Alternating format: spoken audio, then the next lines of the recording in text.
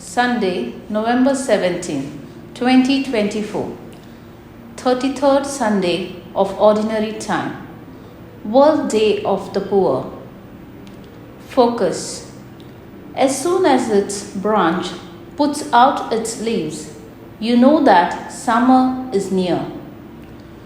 Today's reading emphasizes the importance of correctly discerning the signs of the times.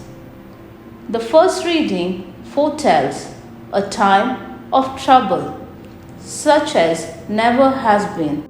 And Jesus says that just as the fig tree's new leaves signal that summer is near, so must we be attuned to the signs that indicate that His second coming is imminent.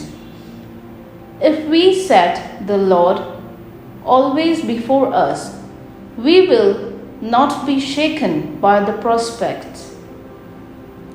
Traveling to places linked with the Bible has enriched my spiritual life and taught me many nice things. For instance, in Turkey, the poor can pluck and eat fruit from the roadside trees. However, the message of Jesus is much deeper and embraces the spiritual.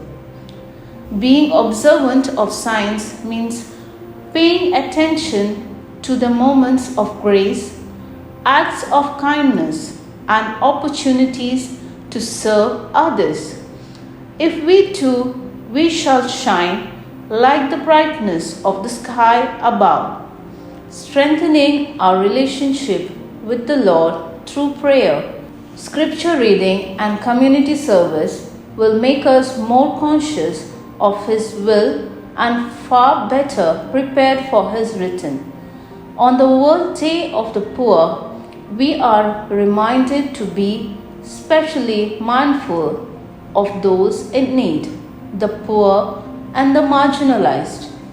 Fruit. Let me be attentive to the signs around me and respond to need with compassion and generosity.